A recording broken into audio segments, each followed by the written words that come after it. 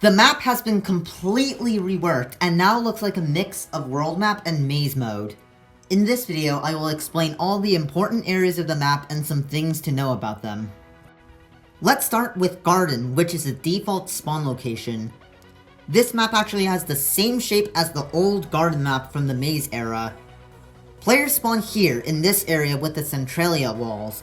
The top right contains moderately high rarity mobs, with this small branch being a ladybug zone. This bottom right area has mostly epic and legendary bees. This path going up the left side is the start of the high rarity area, with rarity increasing as you move up. This connects to the top left area, commonly known as the Spiral, which is the ultra zone of Garden. Something important to know about Garden is that there are two separate Garden servers in the North American region, and any supers that spawn in one server will be announced to players in both. If you see a spawn message for a Garden super while you're in Garden, check for the word somewhere at the end. That means the super spawned in the other server, and you have to switch to that server to find the super using the console. Press F12, or on some devices hold FN and press F12 at the same time, and click console. Then type this command. The easiest way to find the correct server code is usually to get it from a Discord server. The entrance to Sewers is found here. Sewers has no unique spawn location, and you will simply respawn back in Garden. There isn't much different about Sewers, as it's just the original zones connected to each other where the portals used to be. There's one new area in Sewers though, which is the Ultra Zone down here. The Garden portal for Antel is here. Again, this is just the original zones merged together at the portals. When you enter Antel, your spawn location remains where it was before, as there is no unique spawn area here either. Next we have Desert, whose entrance is at the bottom of Garden. The portal connects up here, but the spawn location is in this middle area. As you go up from spawn, you'll pass through a low rarity cactus zone, which is probably not very useful. The top left is the Sandstorm zone, and the open area on the left has the Desert portal to Antel.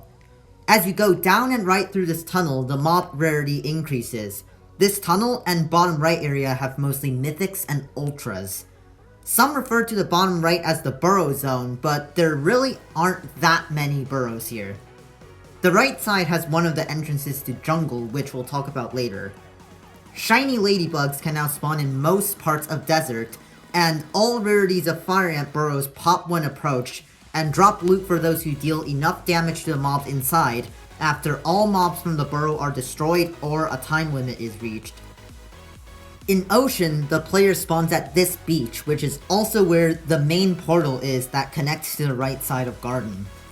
The area below spawn is a low rarity bubble zone. This area at the top is the jellyfish zone, and the top right is the starfish zone. Both of those areas have mythics and ultras. When dealing with lots of jellyfish, using sponge and cotton can help tank a lot of the damage. The bottom right is the crab zone, which is just a smaller version of the old crab kingdom. There is a sponge tunnel at the bottom of the map with mostly legendary and mythic sponges. The right side, commonly known as the trenches, is the ultra zone of Ocean. Finally, there is a portal that connects to jungle over here. And speaking of jungle, that is the final area of the map. The portal between Garden and Jungle is below the Ocean portal. You can also enter Jungle from the portals in Ocean and Desert mentioned earlier, which connect to this beach and this area on the left. The Jungle spawn looks just like the Jungle spawn area from the old world map, and still has the target dummies. These are the termite tunnels, and the Jungle entrance to Antel is here. The right half of the map is the high rarity area, and the rarity increases as you move up. Now let's talk about some other features in the recent updates. You can form squads with up to 3 other players who are near you and have a level that is close to yours. Squads share loot, so all members will obtain loot as long as one did enough damage. However, the damage requirement for loot is higher than normal if the player is in a squad. Summoned mobs from members of the same squad do not damage each other. There's also a separate chat for squad members. 2 new mobs have been added to the Hell biome, Hell Spiders and Hell Centipedes. The Medic and Summoner Town branches now go up to Super Tier, which is plus 80% in both cases. The Salvaging branch has been removed as well as Absorbing. XP is now obtained by destroying mobs. Finally, Super Spiders now have a special ability to spawn a giant web.